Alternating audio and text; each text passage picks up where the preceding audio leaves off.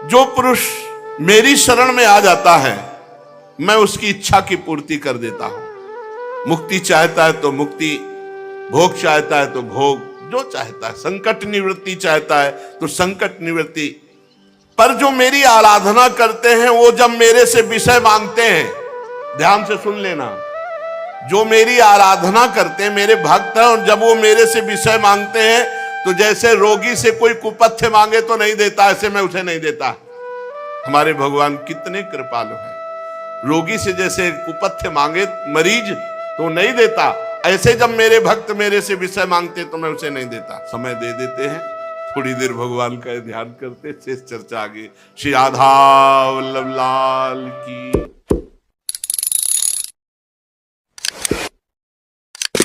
तो इंद्र देवता बड़े स्वार्थी हैं। जब जरूरत पड़ी थी तो गुरुदेव प्रणाम और नमस्कार, जब नारायण कवच पहनाकर विश्व विजयी बनाकर त्रिभुवन पति पर पद पर बैठाल दिया, तब देखो क्या व्यवहार करते हैं। स्वार्थी का व्यवहार कैसा होता है। 3 रूप सिर थे विश्वरूप जी के, 3, जैसे ब्रह्मा जी के 4 मुख, तो विश्वरूप जी के 3 मुख थे। एक मुंह से वो सोमरस पान करते थे, दूसरे से सुरा पीते थे, तीसरे से अन्न खाते थे। पिता इनके त्वष्टा थे, ये देवताओं में श्रेष्ठ हैं। इसलिए ये जब यज्ञ करते तो ऊंचे स्वर से देवताओं की वृद्धि हो ऐसा आहुति देते, और धीमे स्वर से दैत्यों की वृद्धि हो ऐसा आहुति देते, क्योंकि दैत्य कुल की माता थी, ये दैत्यों के भांजे हुए, और त्वष्टा देवता थे, उनके ये पुत्र थे। तो जब गुरु पद पे बैठे तो उच्च स्वर से आहुति देते देवताओं की बल वृद्धि हो, और धीमे स्वर से आहुति देते कि दैत्यों की भी, क्योंकि वो मामा है, माता उसी कुल की थी। देवराज इंद्र जब त्रिभुवन पति पद पर बैठ गए, नारायण कवच धारण कर लिया, विश्वरूप जी ने उनको जिता भी दिया। भले वो धीमे स्वर से आहुति पर गुरु पद में थे, तुम्हें जिता दिया, तुम्हें जो चाहिए वो मिल गया। देवराज इंद्र को सूचना मिली कि ये धीमे स्वर से आहुति देते हैं दैत्यों की बल वृद्धि की। इंद्र भयभीत हो गए। उन्होंने जाकर के बड़ी फुर्ती से 3 खोपड़ी काट ली गुरुदेव विश्वरूप जी की। बड़ा स्वार्थी, ये अक्षम्य अपराध। बस केवल एक बात से कि वो धीमे स्वर में आहुति अपने मामा की पक्ष में देते, उच्च स्वर से आहुति देवताओं की देते, क्योंकि देवता त्वष्टा उनके पिता थे और माता दैत्यवंश की थी। काट ली देवराज इंद्र ने, 3 गर्दन काट ली। अब वो तो दिव्य महापुरुष, तो जिससे सोमरस पीते थे वो सर पपीहा, और जिससे सुरापान करते थे वो सर गौरैया, और जिससे अन्न खाते थे उससे तीतर। ये 3 पक्षी बन गए, पपीहा, गौरैया और तीतर। अब गुरु हत्या लग गई पीछे देवराज इंद्र के, ब्रह्म ऋषि और गुरु पद पे। पर यही एक कपटी को कभी मित्र न बनावे, स्वार्थी को कभी शिष्य न बनावे। स्वार्थी को स्वार्थ पूर्ति के लिए गुरु मानेगा, भगवान मानेगा, जहां उसका स्वार्थ पूर्ण हुआ फिर नहीं। विश्व रूप के जेव ही गर्दन काटी तो 3 पपीहा, गौरैया और तीतर, और ब्रह्म हत्या, गुरु हत्या देवराज इंद्र के पीछे। अब हटा सकते नहीं थे, इतनी सामर्थ्य नहीं थी। ब्रह्म हत्या ऊपर सवार हो गई, हाथ जोड़ करके कांपने लगे। बहुत उपाय किया, 1 वर्ष तक भयंकर पीड़ा, भयंकर कष्ट, कहीं ठौर नहीं, सिंहासन में बैठ नहीं सकते जाके। अब ये बड़े बड़े ऋषियों से पूछते हैं अपनी शुद्धि का उपाय। तब सब ऋषियों ने मिलकर के देवराज की जो गुरु हत्या करने पर ब्रह्म हत्या हुई उसके 4 विभाग किए। एक पृथ्वी को हिस्सा दिया, दूसरा जल को हिस्सा दिया, तीसरा वृक्ष को हिस्सा दिया, और चौथा स्त्रियों को हिस्सा दिया। ब्रह्म हत्या के 4 हिस्से कर दिए। पृथ्वी में ये वरदान दिया, पृथ्वी की जो ब्रह्म हत्या का स्वरूप है वो ऊषर भूमि है, और जल में जो ब्रह्म हत्या का स्वरूप है फेन बुदबुदा है, उसे हटा के ही गोता मारा जाता है। जब कभी जल में तो फिर ऐसे गोता मारा जाता है। ऊषर भूमि में कोई अनुष्ठान नहीं किया जाता, वो अपवित्र भूमि मानी जाती है। और वृक्ष में जो गोंद निकलती है और माताओं बहनों में जो मासिक धर्म होता है, इसे ब्रह्म हत्या कहा जाता है। 3 दिन तक किसी भी तरह माता बहनों को रसोई स्पर्श करना या पवित्र कार्य करना निषेध किया गया है। 3 दिन तक एकांत सेवन करते हुए अंदर भगवान नाम जप करते हुए व्यतीत करे। ये उस समय ब्रह्म हत्या का ये आवेश जो 3 दिन तक मासिक धर्म होता है, हमारी शास्त्रीय पद्धति ऐसा है। तो पृथ्वी में ऊषर भूमि और उनको वरदान दिया कि कहीं भी कितना भी बड़ा गड्ढा हो, बिना भरे अपने आप पूर्ण हो जाएगा समय आने पर। और चतुर्थांश पृथ्वी को ब्रह्म हत्या का स्वीकार करना, वही ब्रह्म हत्या पृथ्वी में कहीं कहीं ऊषर के भूमि के रूप में दिखाई देती है। दूसरा ब्रह्म हत्या का जो भाग मिला वृक्षों को, ये गोंद ब्रह्म हत्या का स्वरूप है। इसे कोई भी शास्त्रीय पद्धति जानने वाला नहीं खाता। ये जो गोंद वृक्षों की है, इसका प्रयोग उसे बहुत बलिष्ठ है, इसको बलवर्धक पदार्थों में प्रयोग करते हैं, पर इसको जो शास्त्रीय पद्धति जानने वाला है वो गोंद का भक्षण नहीं करता। उनको वर्ण मिला कि कोई भी हिस्सा कट जाने पर फिर तुम पुनः जम जाओगे, और गोंद के रूप में ब्रह्म हत्या दिखाई पड़ती।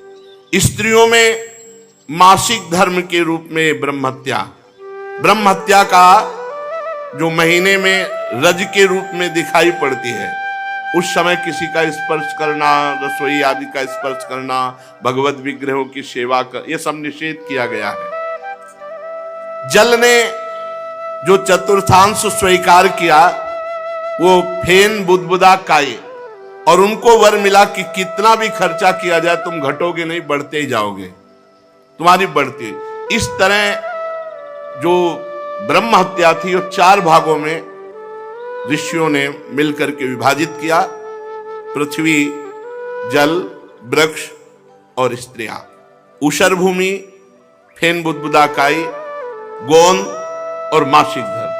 अब विश्वरूप की मृत्यु के बाद उनके पिता त्वष्टा बहुत दुखी हुए कि बड़े छलिया देवता है, जरूरत पड़ी तो आए, गुरु के पद में वर्ण किया, और जब काम हो गया तो गर्दन उड़ा दी। बहुत विचित्र है। तो उन्होंने एक यज्ञानुष्ठान किया कि हम अपने पुत्र का बदला लेंगे। हतपुत्रस्ततस्त्वष्टा जुहावेन्द्राय सत्रवे, इंद्र सत्रो विवर्धस्व मां चिरम जहि विद्विषं। विश्वरूप की मृत्यु के बाद त्वष्टा ने एक यज्ञ किया, हे इंद्र सत्रो, तुम्हारी अभिवृद्धि हो और शीघ्र से शीघ्र तुम अपने शत्रु को मार डालो। इस मंत्र से इंद्र का शत्रु उत्पन्न करने के लिए यज्ञ किया। यज्ञ समाप्त होने पर अन्वार्य पचन नामक अग्नि, दक्षिणाग्नि से जो ही यज्ञ पूर्ण हुई तो एक बड़ा भयावना दैत्य प्रकट हुआ।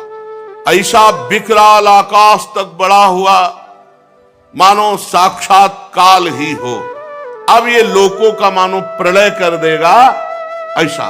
परीक्षित पहाड़ के समान काला, बड़ा डील डोल और संध्याकालीन बादलों के समान कांति, सिर के बाल, दाढ़ी, मूछ तपे हुए तांबे के समान लाल रंग के, नेत्र ऐसे लगते जैसे दोपहर के प्रचंड 2 सूर्य, चमकता हुआ 3 नोकों वाला त्रिशूल, और जे ही पग बढ़ाया तो पृथ्वी डगमगाने लगी जैसे नौका पे कोई बलवान गजराज चढ़ रहा हो।